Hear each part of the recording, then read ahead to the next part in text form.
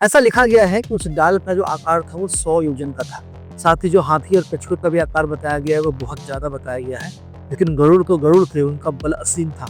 लेकिन कुल्लू ने उन्हें यह श्राप दिया कि जो पुत्र भी उनकी बात नहीं मानेगा, भविष्य में होने वाले जन्मेजय के सर्प यज्ञ में वो जलकर भस्म हो जाएगा। उसमें एक विशालकाय हाथी और एक विशालकाय कछुआ रहता है। तुम उन दोनों को खाकर अपनी भूख मिटा लो। बालखिल्यों ने ये घोषणा कर दी कि हम जो नया इंद्र उत्पन्न करने वाले हैं वो इस इंद्र से 100 गुना अधिक शक्तिशाली होगा। इन सभी ऋषियों का जो आकार है वो अंगूठे के बराबर है, मतलब इनका आकार बहुत छोटा है। नमस्कार मित्रों, मैं नीलाभ एक बार फिर से धर्म संसार पर आप सभी का स्वागत करता हूँ। हम सभी सप्तर्षियों के बारे में जानते हैं। उन्हीं सप्तर्षियों में से एक सप्तर्षि है महर्षि क्रतु। इन्हीं महर्षि क्रतु के 60,000 तेजस्वी पुत्र हैं जिनका नाम है बालखिल्य। बालखिल्यों के विषय में बहुत ही कम लोग जानते हैं। आज इस वीडियो में हम उन्हीं के बारे में बात करेंगे। ब्रह्मा जी के पुत्र महर्षि क्रतु ने दक्ष प्रजापति की पुत्री सन्नति से विवाह किया, जिनसे इन्हें 60,000 तेजस्वी पुत्र प्राप्त हुए। यही 60,000 पुत्र सामूहिक रूप से बालखिल्य कहलाते हैं। इन सभी ऋषियों का जो आकार है वो अंगूठे के बराबर है, मतलब इनका आकार बहुत छोटा है। हालांकि महर्षि क्रतु के ये सभी पुत्र तेज और गुण में अपने पिता के समान बताए गए हैं। बालखिल्यों और गरुड़ का बहुत पुराना संबंध है। पक्षीराज गरुड़ के बारे में हम सभी जानते ही हैं। ये महर्षि कश्यप के पुत्र थे और उनकी माता का नाम विनुता था। महर्षि कश्यप की ही एक और पत्नी थी जिनका नाम था कुद्रू, और उन्हीं से सारे नागों की उत्पत्ति हुई। एक बार विनुता और कुद्रू में एक शर्त लग गई।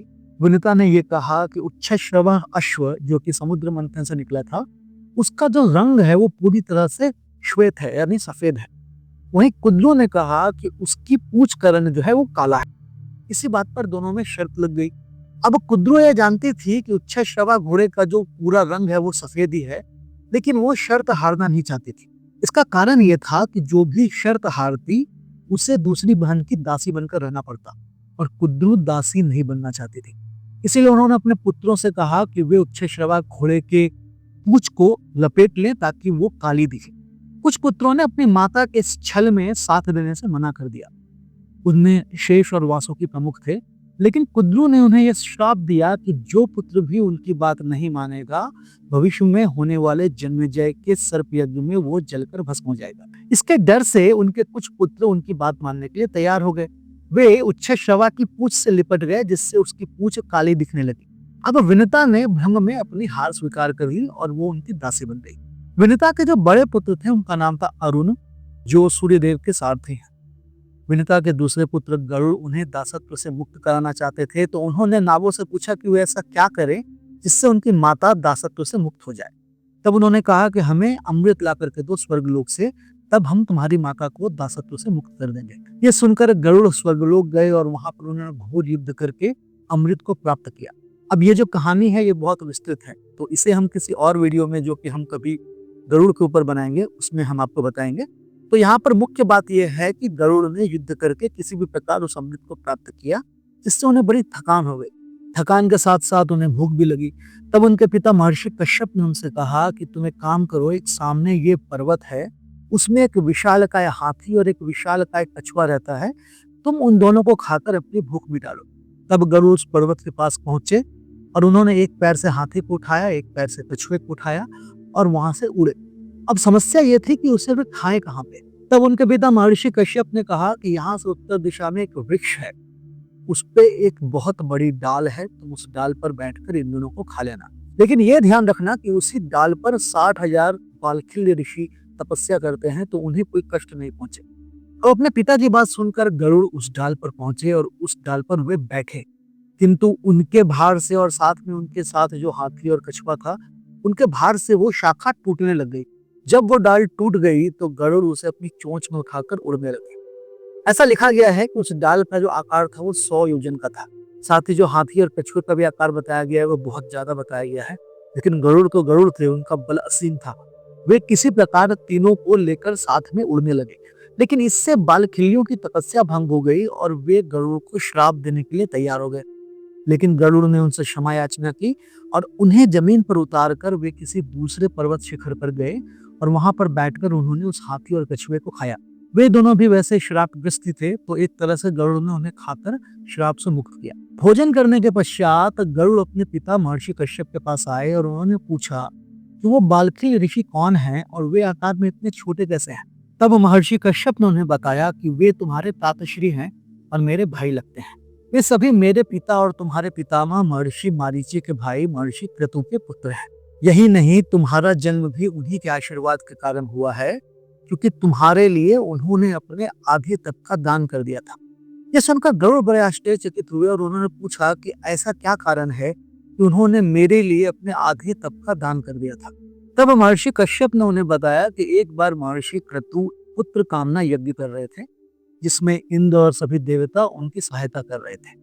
उस यज्ञ में मैं भी उपस्थित था और मैंने बालखिलियों और देवताओं को समिधा की लकड़ियां लाने के लिए कहा। तब इंद्र सहित सभी देवता और बालखिल्य समिधा की लकड़ियां लेकर वहां आने लगे।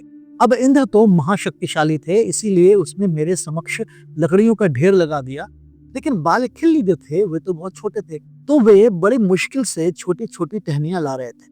अब इंद्र ने जब ये देखा तो वे हंसने लगे और उसने बालखिल्यों का मजाक बनाना शुरू कर दिया। अपना परिहास उड़ते हुए देखकर बालखिल्य बड़े क्रोधित हुए और उन्होंने इंद्र से प्रतिशोध लेने के लिए उसी यज्ञ में एक और इंद्र की उत्पत्ति के लिए यज्ञ करना आरंभ कर दिया। बालखिल्यों ने यह घोषणा कर दी कि हम जो नया इंद्र उत्पन्न करने वाले हैं वो इस इंद्र से 100 गुना अधिक शक्तिशाली होगा। अब उनकी ये घोषणा सुनकर इंद्र बहुत घबरा गए और वे तत्काल मेरे पास आए। मैंने उन्हें समझाया कि चूंकि तुमने उनका परिहास किया है, इसीलिए उन्हें रोकना अब बहुत ही दुष्कर है, लेकिन फिर भी तुम उनके पिता महर्षि क्रतु से जाकर प्रार्थना करो ताकि वे कुछ उपाय निकाल सके। तब इंद्र, मैं और सभी लोग महर्षि क्रतु के पास गए और फिर हम सभी मिलकर वहां पर यज्ञ करते हुए बालखिल्यों के पास पहुंचे।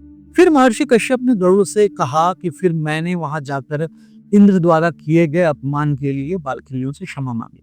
मैंने उनसे कहा कि इंद्र भी आपके पुत्र के समान ही है और उनसे गलती हो गई है। मेरे साथ साथ महर्षि क्रतु ने भी बालखिल्यों को समझाया, जिससे उनका क्रोध कुछ शांत हुआ। लेकिन तब बालखिल्यों ने इंद्र से कहा कि मैं तुम्हें क्षमा तो करता हूँ, लेकिन हमारा जो यज्ञ है वो व्यर्थ नहीं जा सकता। इसीलिए इस यज्ञ से एक पुत्र का तो जन्म अवश्य होगा और वो तुमसे भी अधिक शक्तिशाली होगा। बस अंतर ये होगा कि वे देवताओं का नहीं बल्कि पक्षियों का राजा बनेगा और पक्षियों के इंद्र के रूप में सम्मान प्राप्त करेगा। इसके आगे महर्षि कश्यप ने गरुड़ को बताया कि उन्होंने यानी बालखिल्यों ने महर्षि कश्यप से कहा कि चूंकि आप ये यज्ञ कर रहे हैं, इसीलिए वो आपके ही पुत्र के रूप में जन्म लेगा। उन्हीं के तप के प्रभाव से तुम मेरे पुत्र के रूप में जन्मे हो।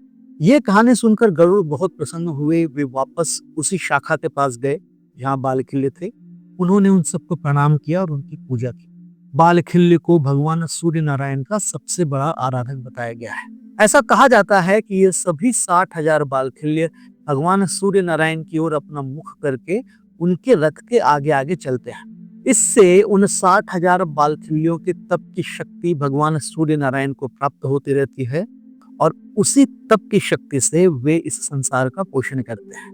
यही नहीं, भगवान सूर्य नारायण का जो तेज है, जो किरणों के रूप में पृथ्वी तक पहुंचता है, वो भी इन्हीं 60,000 बालखिल्यों के शरीर से होकर हम तक पहुंचता है। इसीलिए सूर्य के तेज में बहुत ही चमत्कारी शक्तियां होती है। यदि यह वीडियो आपको पसंद आया तो इसे लाइक करें, शेयर करें और हमारे चैनल को सब्सक्राइब करें। जय श्री हरि।